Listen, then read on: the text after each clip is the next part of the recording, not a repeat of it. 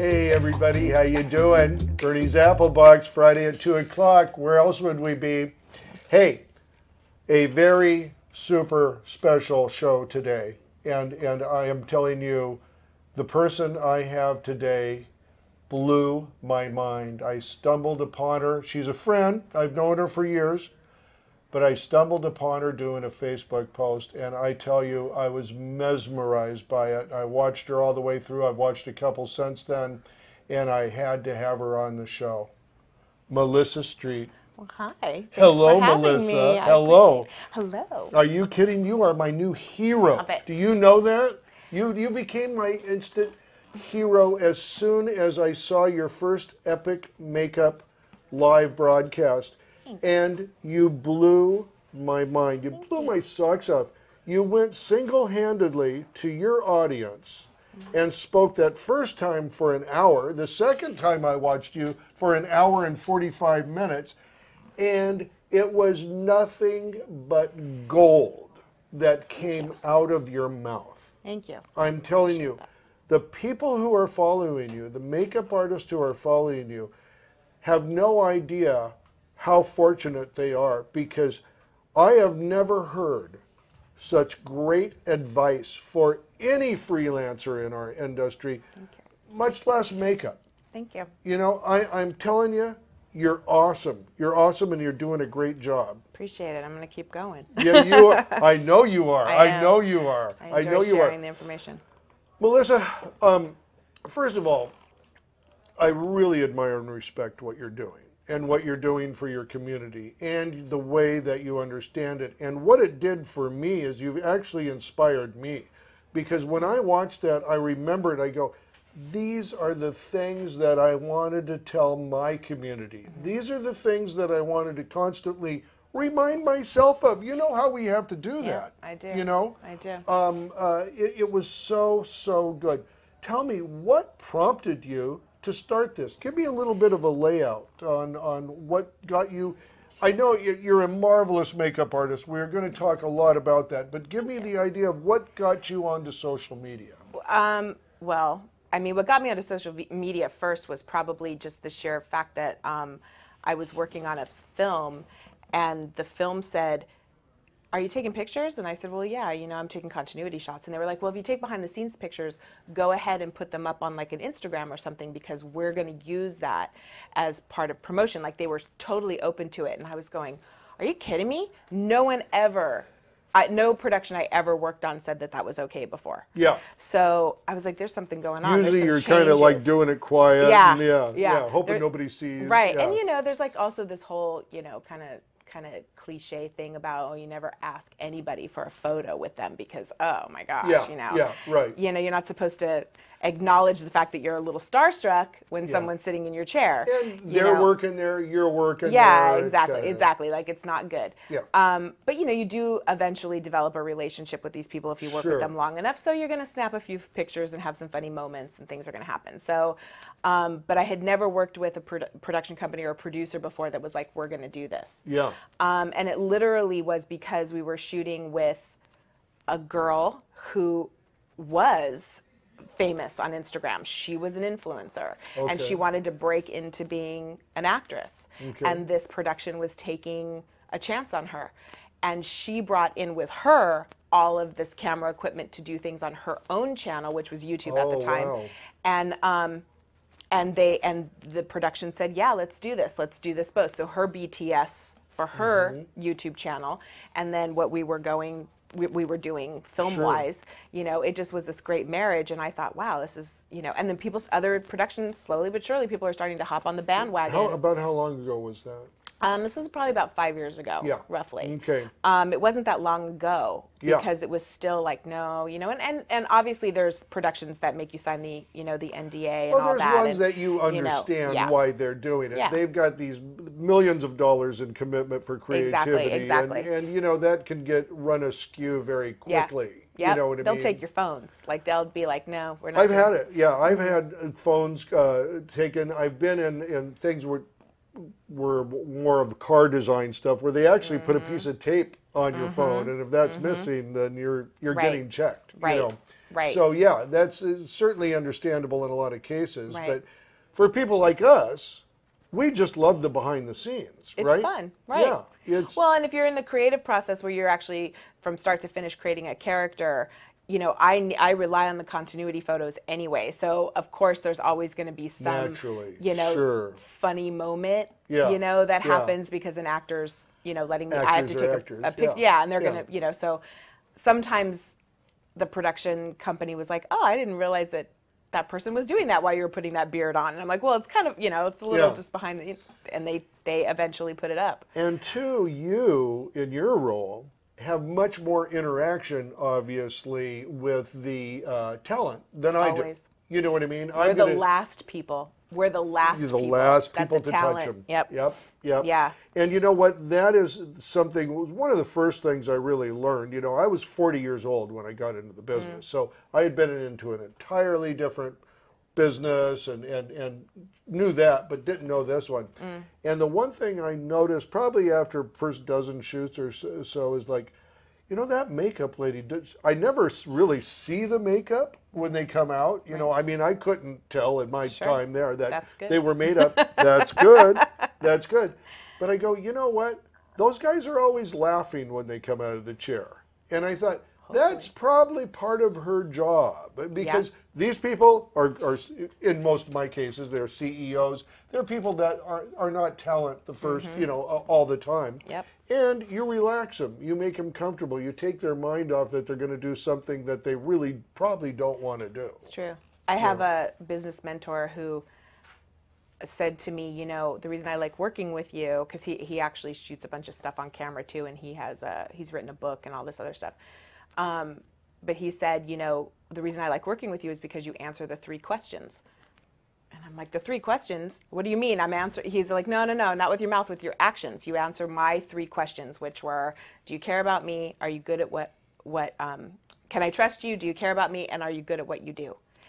And he said, you just answer them. I can tell by the way that you lay out your makeup kit and the way you work systematically, and everything is, you know, clean, and the way you handle me and my nervousness of getting ready to get on camera, and you talk to me about other things. You build a relationship with me. You make me feel comfortable and confident. And he was like, I can just tell. You know, everybody has those questions. Everybody who sits in your chair has those questions. I don't care what they do for, you know, how big of a movie star they are or whatever. He was like, and you answer them, and you make everybody feel really comfortable. And I guess I never really thought about that way. I never thought that's what I was doing before. But early in my career, I was very lucky to have a makeup mentor who is a very famous special effects artist, and I watched him, and he did that. He made everybody, because he went through the process of special effects for, you know, sometimes 5 hours.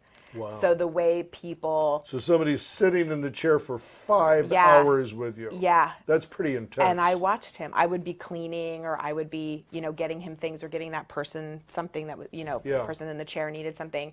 And I would listen to the way that he talked to them. And most of the time, you know, he would be speaking to them about their family or what was going on, you know, in their lives. Like, he actually knew these people. He had a relationship building with these people. And he also knew the time when you didn't talk to these people, when they were ready, you know, and they were running their lines in their heads, or they were just too tired and they wanted to relax, or, you know. And I was like, wow, this guy he's a genius. He's magic. He's really reading his person. Definitely. And at the same time, he was a major department head who commanded, you know, an entire trailer, an entire effects department. And lots of respect on set. Yeah, and it was just like, wow, and so I watched him, and I didn't really realize, because I was a little kid, sort of. I was like 18, 19. Yeah. I didn't really realize what a gift that was. But sure enough, later on, you do. Now I really do. Now you really do. Now I really do. And he's passed away, and I wish I could. So all I can think of is just, you know, do it for Stan. You wish you could show him. Yeah, I wish I could show him. I really do. And you are. In my world, you are. I really wish. But he's in the back of my head every time I step on a set. So awesome.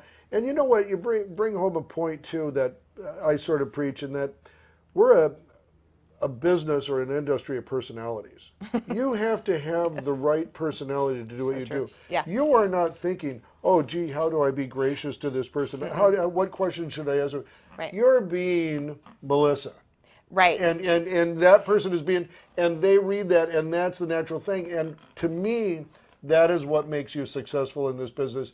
It's the department you choose and how well it fits your natural personality. And I think we all sort of self-direct ourselves to those areas we're comfortable with. Yeah. I mean, if you have the awareness, I work with a lot of different makeup people. And, I've seen many artists that just don't, they're just not aware of what, how to be respectful of the person who's sitting, right, and interact the correct way. Yes. And they get nervous and they're not authentic. They're not coming from an authentic place.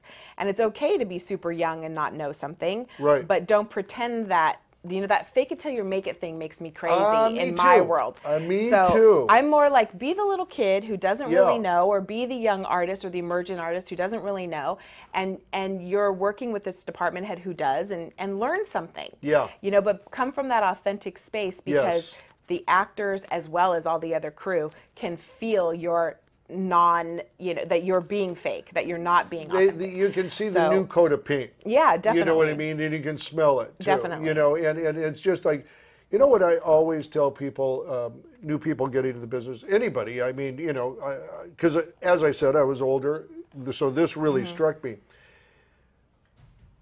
When you're older, they just think you know everything. Anyway, that's one thing. But if you're younger, you go out there. The most prime time in the industry for you is when you're a PA, when you're on the first rung of the ladder, because you get to meet everybody, you see everybody, your ears and mind is open, and you're just absorbing all of that information. It's true. And even the wrong stuff can be as important as the right stuff, because you learn from it. You know, and I just harp on that all the time.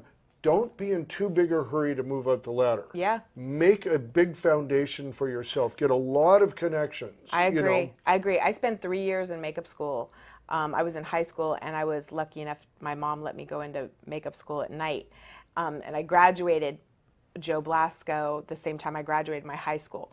But wow. Talk about dedication. It was dedication, because I knew I wanted to do it. I had actually had a girlfriend's dad who was a puppet maker, and I thought, oh, that's what I want to do. And he was like, no, you want to go more into like special effects makeup artistry, and it's a men's dominated field, and you got to break the glass ceiling, all this stuff. So he kind of guided me a little bit, and that was great. And so I went. He said, follow the teachers that you want to know what they're, the people that you admire, that are the greats, follow them. And if they're teaching at certain schools, go and take the classes. Well, Blasco was the one that I went and got the whole shebang from, because it was like 18 months worth of makeup school. But then I went here and there after that. And then when I got the apprenticeship, I was apprenticing for 3 years more, no money.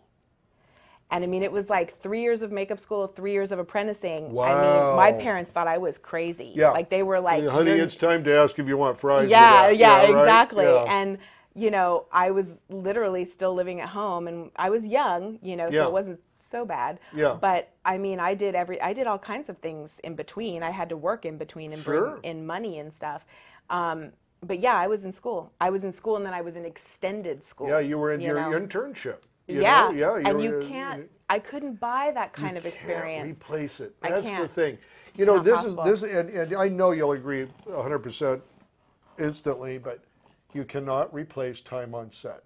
No. There is no school, there is no book, there's no group of people you're going to talk to that replaces time on set. Right. And it's something very, like hard to define about it. That it's that tension, it's that immediacy, it's solving a problem that's come up out of nowhere. It's having a solution that's outside of your department, and you go to the right person and you learn how to do that dance. Yeah. There is just no replacement for it. So that 3 years on set is more valuable than anything you could have invested in. Right. And when you talk about my Facebook Lives and things like that, and I interact with my community on social media, I try to tell stories like that. Oh, yes. So that I don't know how many other people share that like in my field, how do they share what has happened to them on set, whether it's been a negative or a positive, right? You know, because, and I do. Yes, you do a very good job. I mean, I just feel like everybody can learn from it. Don't make the same mistake I did. Here's what happened to me. Here's how I corrected it. You know, or I didn't learn that lesson for 5 years after I made that mistake. You know, and here's what it cost me. Right, and here's what it cost me. Exactly. Yeah. So, I mean, I'm just, you know, for me, with the community stuff and trying to teach the community, there's some desperation, I think, out there that people aren't learning, or the schools have stopped teaching a certain phase of artistry. I know there's no business being taught. No, so what do you do? There is no business being taught anywhere in our industry. Right. And that's what, I know what you're interested in. That's what I'm interested in. I hope we will have some. And you know what? It's the most, that's the piece of knowledge that most people thirst for. You know, oh my gosh. My contemporaries, when we talk, we do not talk about lighting. We talk about billing. We talk about 30 days. We talk about credit card applications. Right. Oh my gosh. You know, because we've got the lighting. You know, lighting is a wonderful thing because it's always a bit of a challenge, and there's never a formula. Sure. You know what I mean? You always have to get in there and be a little creative. I love that. You know, but running a good business is something like, just as yourself, I'm sure, when I got into the business, I got up and my mind, my eyes, my head was strictly on being the best look I could get. You know, making that best look I could get. Sure. You know, and everything else was blinders. Right. You know, I didn't care. I didn't know where I was going to eat. It was probably going to be fast food. Right. You know, I was going to get a call. I was going to have a 3 or 4 hour turnaround and go do it because all I wanted to do was be on set, and all I wanted to do is light. Sure. That made me so successful that in a very short order, I had like 3 3-ton grip trucks and a couple vans. I had the phone ringing so much that I had to take a 1.5 years off of gaffing just to run the business. Just to run the business. Wow. That is when I realized what had happened. You know what I mean? And it's somewhat the same with you, because you're in that boiling pot and you don't feel it getting hotter and hotter until now you got to jump out, and now you got to do a lot of things to take care of your business, because you are going to start losing money unless you take care of it. And that everybody learns that lesson, just like you did, I did, and the people coming up did. So that's why it's so important. In my industry, I think makeup artists get or people who are emerging artists, they get very concerned with, you know, the products that are being used, the products that are being used. Oh, I loved what you said the other day about that. Lay it on us. Let's I'm coming on this show off the heels of my yearly convention, which is the International Makeup Artist Trade Show Convention. And Michael Key, who is the owner of this convention, he was a special effects artist himself. He takes a lot of pride in bringing all different forms of makeup artistry together in one place. And he has a ton of education that goes on there. There's a ton of brands that are, you know, have booths there. There's all the things you can imagine that get done there. And, you know, I'm sitting in this lecture by a gentleman, makeup artist named Dick Page. And Dick Page is a huge makeup artist in print and in runway fashion. Everybody knows who Dick Page is.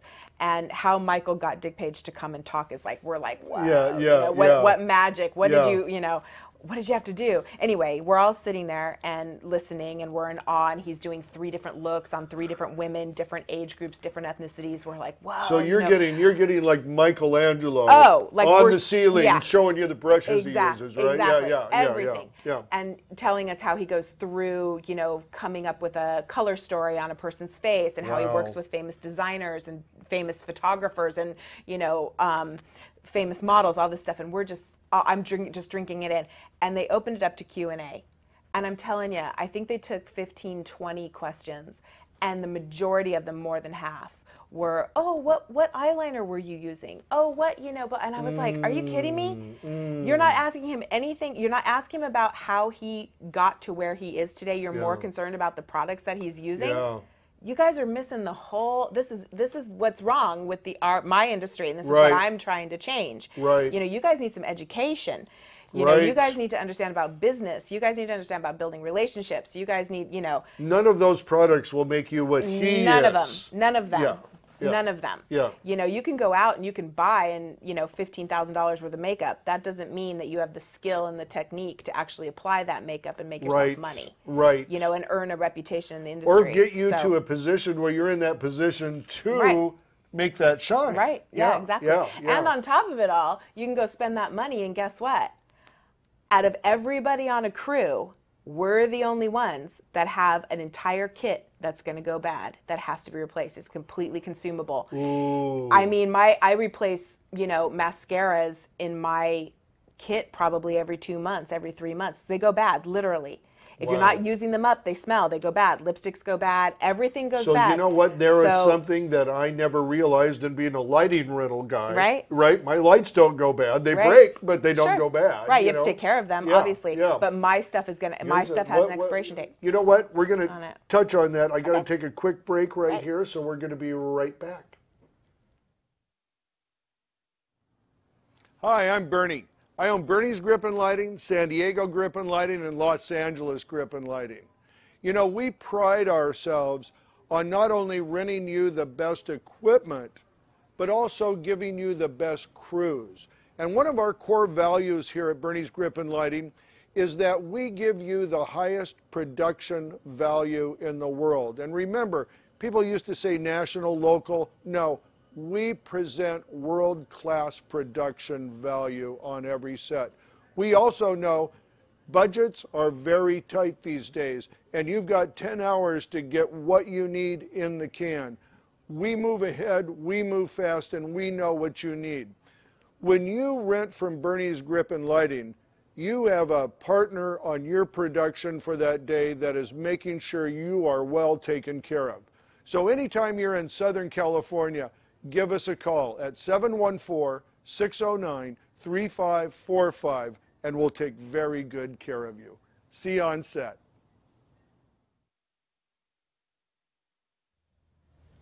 Hey, back here with one of my heroes, Melissa Street. Thanks. And you know what? We just left off, we're talking about makeup, and we were talking about that buying a huge kit, somebody starting out or something like that, but you have a huge kit. All that makeup has a shelf life, right? It sure does. So tell me about that shelf life. What kind of, I know I'm sure different products dispose of at different times, but give me a feel about how you manage that. Well, I have a big list. I have a database, sort of, or a spreadsheet, if you will, that's in my computer. Okay. And I will literally write down when I've purchased something. Okay. And so I know that in, you know, for like a foundation, say for instance, a liquid foundation, I know that in about a year that's going to go bad. And it could be before that, depending on if it's where you keep it. Where I keep it. And then also in my industry too, what's happened is everybody wants to use natural based products. So those have even a less, you know, shorter shelf life. Very much shorter shelf life. Yeah. So and then you're also going to know when you're applying something, it's not going to look right on the skin. It's going to start, you know, pilling up and stuff. Oh, and it's the gonna, texture of it will change. The texture is going to change. So you're not, you know, and you don't want that to happen when you're on a set and you're. And you've got 8K on somebody, and they're going for a close up, and you got little makeup balls there, right? Thing you want. So. Oh, that's highly professional. Highly professional. Yeah, we try to keep our phones off while we're doing the show. I think everybody got the note except me. I love it. Hey, buddy, I'm going to have to call you back. I'm in the middle of a show right now. All right, brother. Thanks. Bye-bye. So pro. Why not? We live and die by these things. Why not? All right, here it goes. It's off. It's off. My apologies. Bloopers. My apologies. That is the one thing you don't want to do on set, right there. You want to make sure that phone's up. Yeah. He's the boss. I don't get fired. We get fired. Oh my gosh. So anyway, you were talking about their different products have a different shelf life. Yes. So you have this database that you put everything in, and what does it give you as like an automatic alert at 3 months? I'm always looking at my database because I'm always replenishing something in my makeup kit, you know, at least probably 3 times a month, something, because I'll go through disposable products, which people don't realize either. You have to supply everything like your tissues and your Q-tips and brush cleaner and all that. That's all supplied by me. So I'm constantly buying something. Yeah. Which makes my husband very unhappy. But it's a constant purchasing of something for this kit. So yeah, so I'm always looking just at in that. a general, you may or may not know the answer to this, but it just struck me, just thought of it just this moment. But what kind of budget do you have for makeup purchases in a year? Right. What kind of number is that? Well, it all depends on what I'm working on. Okay. So if I got a film, say for instance, there's obviously a budget that would come from production, and I would use that. On top of it, I would also, because they expect me to use things from my own makeup kit, I would look and see what I have and if something needed to be replaced. So sometimes I try to do a budget of about $500 a month, and I don't like to go over that. And that includes all the disposables and things like that. But if I'm doing something where I'm a personal to someone or someone's requesting something, I'll try to call in favors more than actually have to purchase it. I try to work with the budgets as much as I possibly can, including my own internal budget that I have for my company. But it can go into the thousands. I mean, I'm very would be surprised if it didn't. Yeah. Yeah. It can and has many times. So. When you, I know we're going to get a little more into this, say you have a movie and there's a budget and they have makeup budget for you to buy product with, right? But then you said they expect you to come with your own makeup kit. Yep.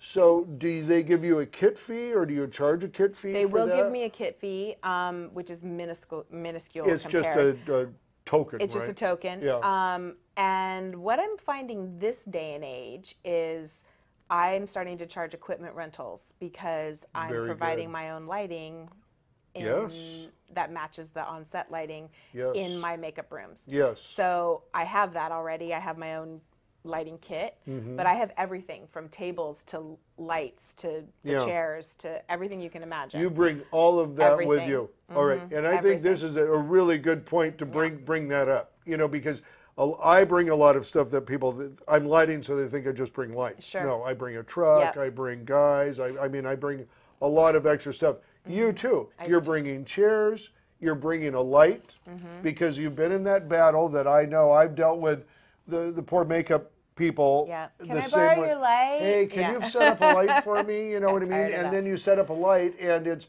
not exactly what they're going to need. Maybe it's not matching the scene that they'll be in or whatever. And they're sort of just desperate because it's dark in there. Yeah. You know what I mean? I have my own gels, Burnie. I have my own gels. I know. Wow. I have my own thing. That is so good. And I know you had a special light for makeup, right? What was the name of that? It's called the makeup light. The makeup light. That's easy to remember. The makeup light. It's actually a makeup artist named Vivian Baker.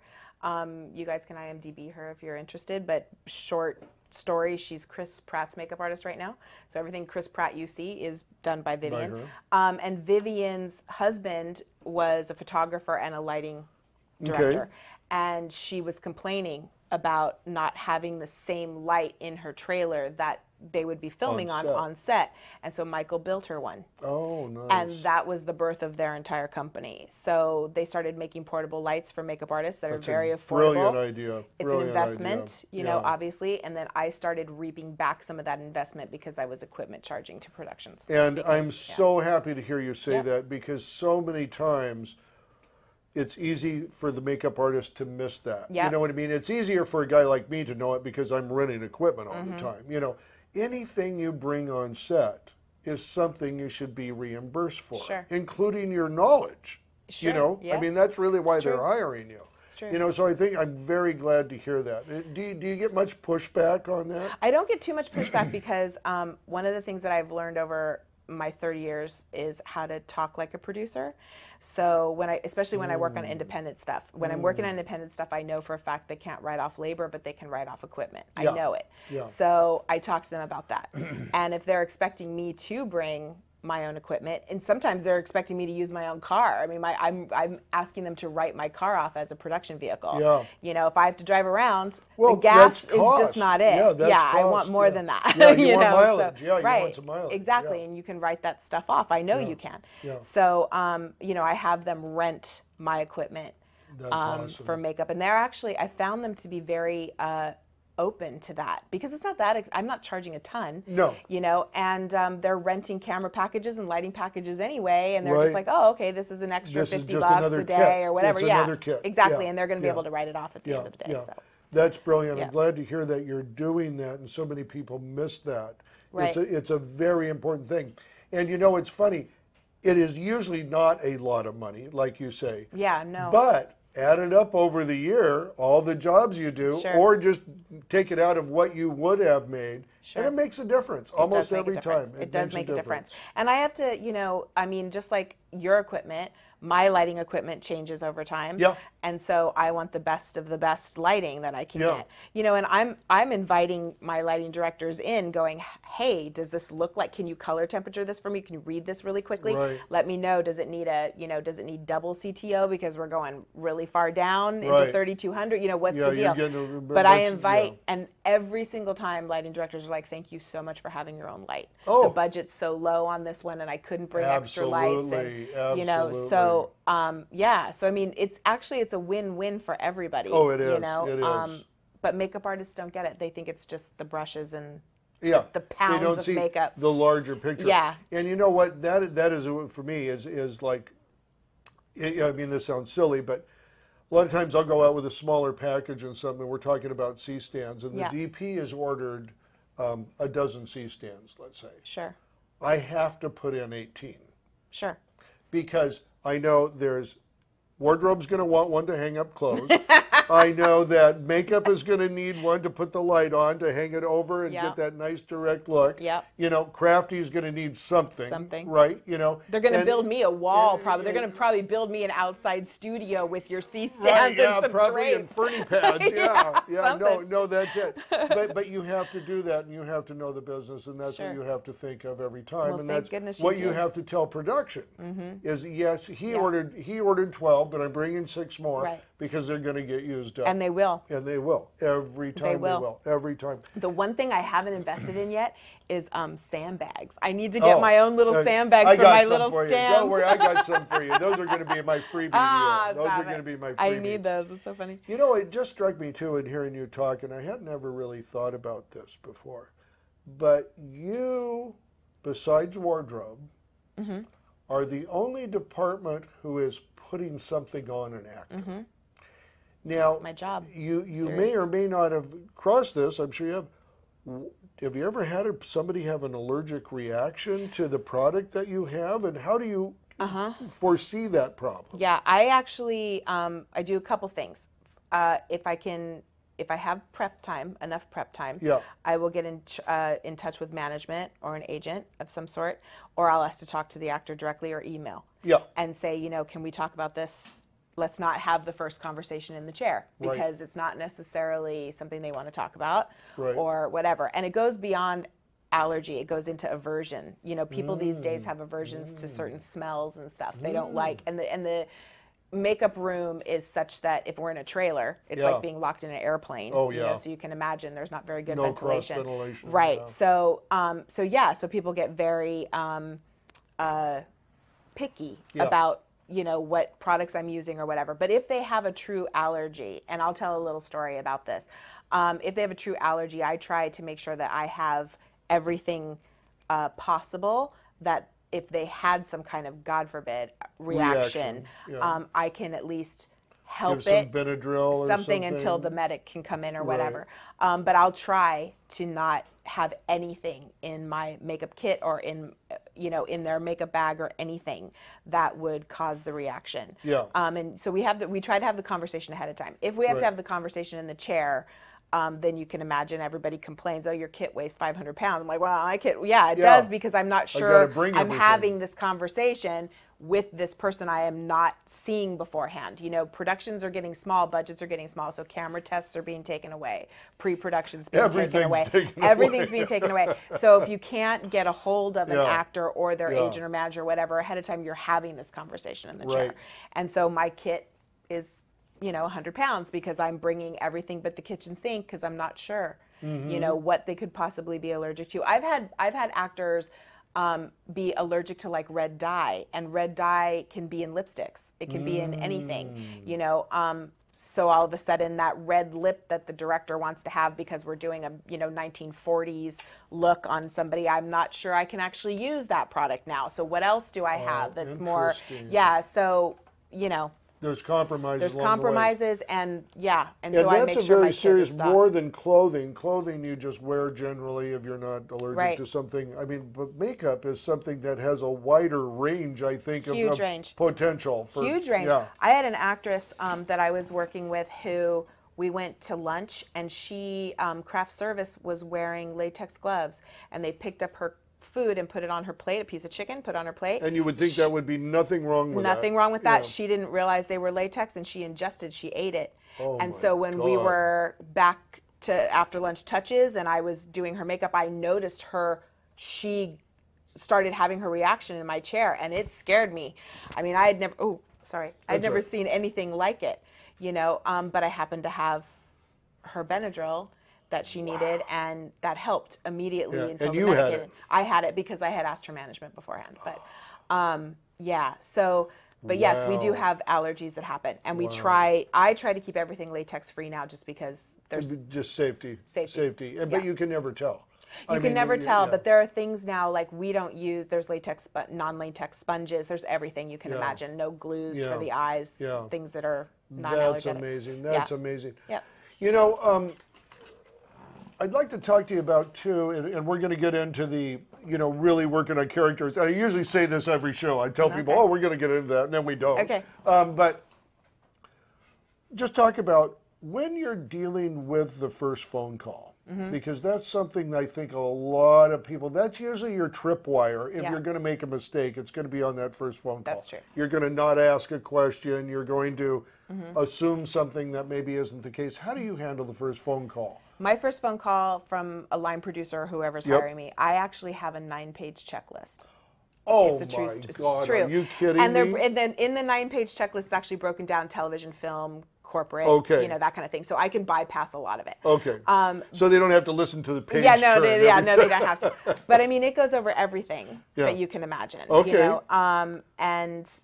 know, you know, I want to hear as much, like you know how it's TMI is too much information. I'm like, you can never tell me too much information. Absolutely. Dump it on me, everything, and I'm scribbling, you know, tell me as much as you possibly can so that I can give you the right budget. The other thing is I usually don't tell them a budget on that very first phone call. I take in all the information. Interesting. And I say, I'd like to send you an estimate. That's great. So I don't use quote anymore. I use estimate. That's great. And that will include, the estimate will include me, my time, an assistant, an additional artist, whatever it is, the equipment rental, the kit fee, and then it will also include all of my terms like cancellation, overtime, all of that. Yes. So what the production will provide and what I will provide. And then there's that final number, and I'll send it off on an email saying, you know, obviously we can go into negotiation, but this is the estimate. And I don't use quote because to me quote is final. Yes, and So, estimate says, based on the information that I have now, this is what I think it will cost you, but that is not carved in stone. Right. Yeah, I So agree. I try to do that, and you know, sometimes it's productions that are really tiny and they want to use me for a half day. It's 5 hours. So, you know, I'll stay on the phone. Do you do with half them. days? I hate half days, and I don't know where that came from, but yes, I will do them. Yeah, I do not do half days. That's good. I'm a little torn about it. You know, here's one thing for me. For me, doing a half day is really not a big deal because usually I've got a equipment rental on there and it can make my day. Sure. Right?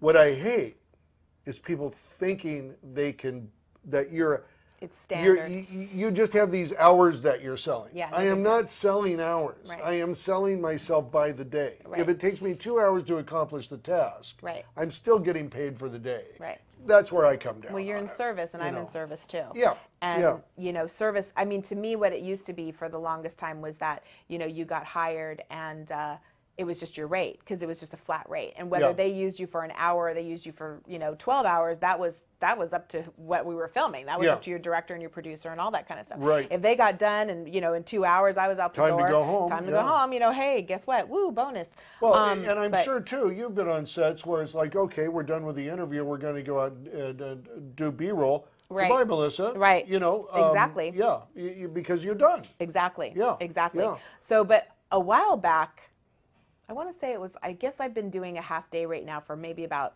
10, 15 years, I think. Okay. When I moved from Las Vegas back to California, right, there was this term, this half day term, and I'm like, what are you talking about? Half day? What does that even mean? No.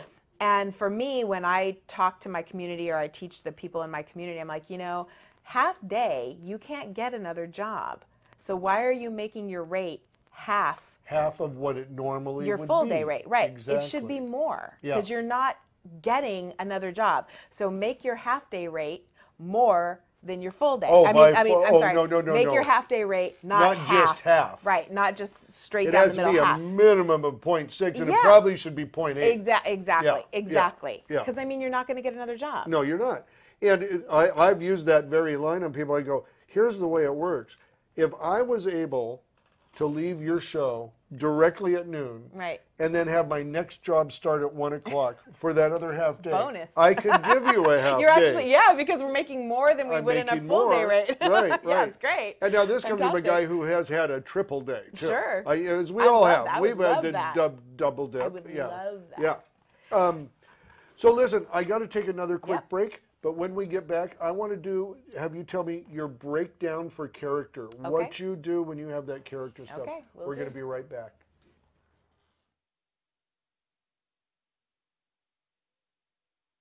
Burnie's workshop is fantastic. Burnie's workshop is awesome. Burnie's workshop is insightful. Burnie, in one word, passionate maybe. You can tell he really cares a lot. Burnie is a badass. He's a great teacher. He has great stories, and I would recommend this to anyone. Not only someone like me who's starting day one, but I feel that in any profession, as you sharpen your sword, it always gets sharper. I think the best thing about this is the access to understanding how to run your business, how to actually be in this filmmaking industry and make money at it. Coming to this workshop, I think, is what actually gets you the tools to understand how to do that, how to get out there and sell yourself. I thought that was really cool. I thought, he knows all the tricks in the book, and he knows how to show that to us and actually demonstrate it so we actually know what he's talking about. I really like the hands-on experience. That's something that you don't find a lot. That's something you have to go on set a lot to just appreciate. I know this is lighting seminar, but it's not only talk about lightings. He also share his business experience, personal experience, and guide us to what we should do, what kind of personality we should have in this business. His stories, I think that kind of say everything in a few example stories that he gives out from time to time. I would recommend this workshop to anybody who just brand into the industry, people who just don't know the swing of it. A lot of the stuff they don't teach you in film school. I deal with a lot of freelancers every day, a lot of peers that I went to school with, a lot of professionals in the field, and they all need to take this class because it puts you on the next level, on the next playing field. Burnie's a great guy. Burnie's really authentic. Like everything he learns, everything he teaches, the way he handles himself, the way he deals with other people, he's a one-of-a-kind guy. Someone I've never come across before in the industry, and someone I hope to emulate and hope that there are more people like him out there that can help. Hey everybody, back with Melissa Street, and we are talking everything makeup right now and the business of makeup. And once again, I'm just going to use this quickie. Go to, give me your website, your Facebook page, Epic Makeup. Yep, my website is epicmakeup.com, and my Facebook is a professional Facebook page at Epic Makeup Official. Okay, That's my Facebook. Now let me give you my pitch for her. This woman is a genius. You cannot get enough information from her, okay? Look at every single video she's done on that Facebook page and watch it again after you watched it once, because it is gold. I am giving away a lot of info. I give away a lot of info. I'll tell you what. I do. As somebody who has been trying to do this for a long time, okay, and watching you in your home do that, I was blown away by you like I have not seen anybody else in the business do. And it's pure and it's raw and it's the truth.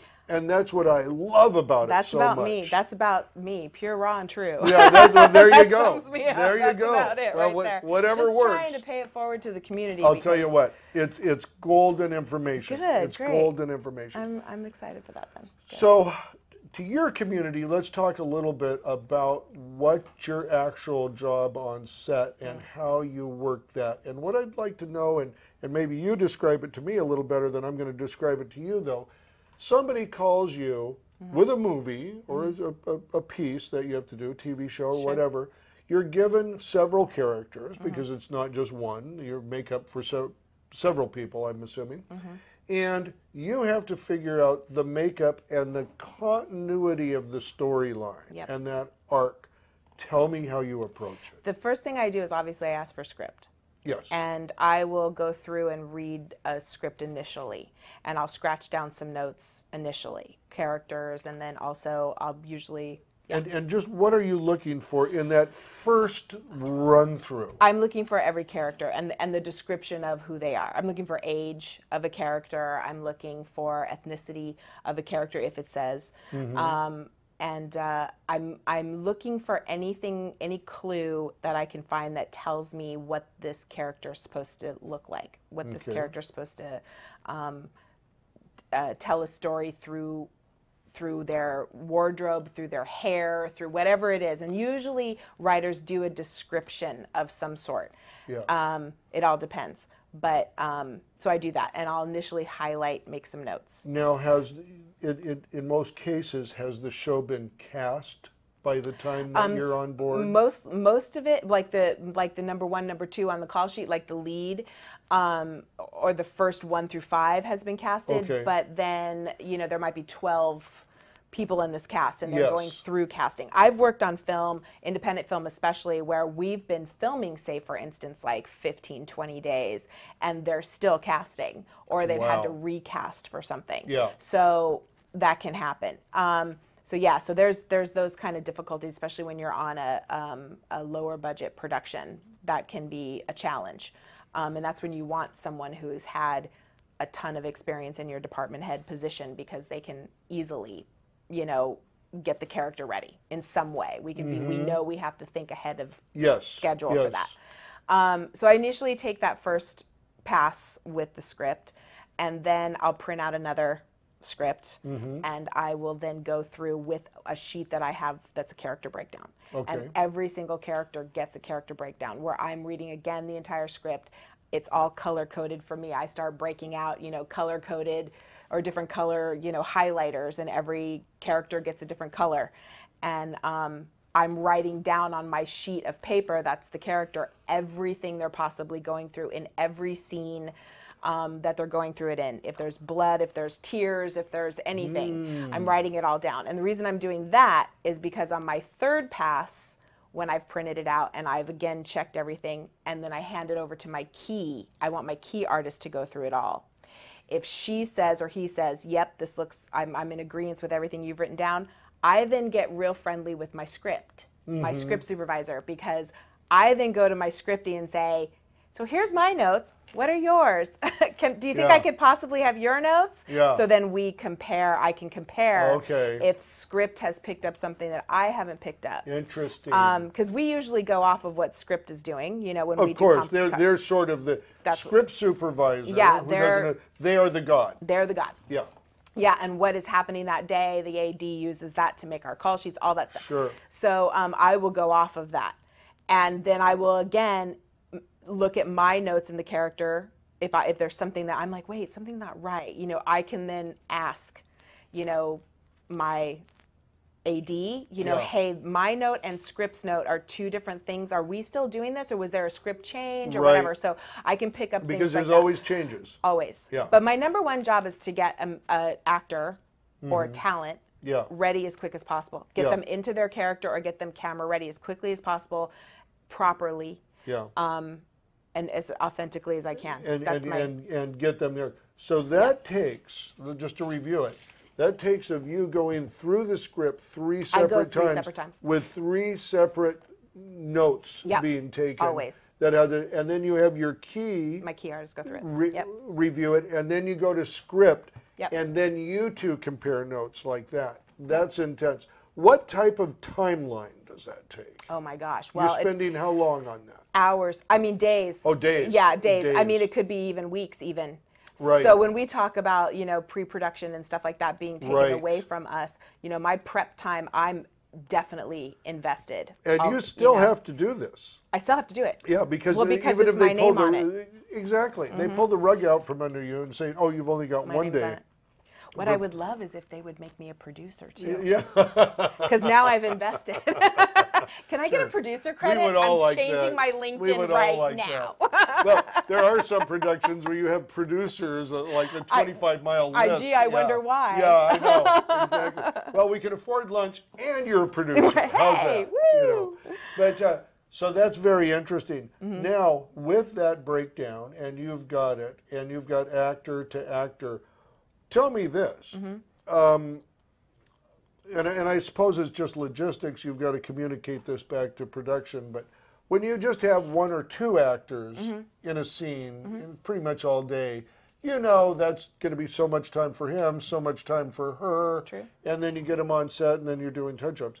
When you have a much larger or an ensemble cast, how do you handle those logistics? Bring in more people. You bring in more people, and then It's called man days. So I bring in my man days. You bring in the man days. Yeah, Okay. I go and you're supposed to do that ahead of time Right. with your producer and your line producer. You're supposed to sit down and we go through. And that's when something we do you're that. supposed to figure out in pre-production. We would as like well. to be able to figure that out Yeah, during pre-production. yeah. What Yes. kind of pushback do you get? And in other words, and let me tell you what I'm getting at, is just like you say in your mind, okay, I can have one person, one artist doing two people this day, and production comes back to you, well, we need that artist to do 4 people that day. How's that negotiation or pushback, or does it exist? Yeah, there's a lot of it. It mostly happens more with background. Okay. Because you'll get Because background is a lot of people. Yeah, but I mean, you know, the fact that what I think producers forget and what directors forget, directors don't forget because they have this vision, but producers forget that just because they're background and there's 85 of them, you know, doesn't mean that a camera is not going to go on a close-up at some point. Oh, absolutely. So, somebody's close to talent. Somebody. Yeah. And so you have to treat them, you know, as if they're, you know, as if they're a principal in a way, you know. I mean, principal BG is a thing. So you need to, you know, you need to treat them. And that's where the negotiation, that's usually where the pushback. They want to give you, you know, one person for 25 BG. Yeah. And that's just really, that's How are you really gonna hard. do that? How are you going to do that? You don't. Yeah. It's unfortunate. Yeah. You know, you do the best you can do. That's where my team comes into play. It's why I like to only ever hire within my own team. Your own trusted group. Yeah, because I know that if I say, hey, you know what?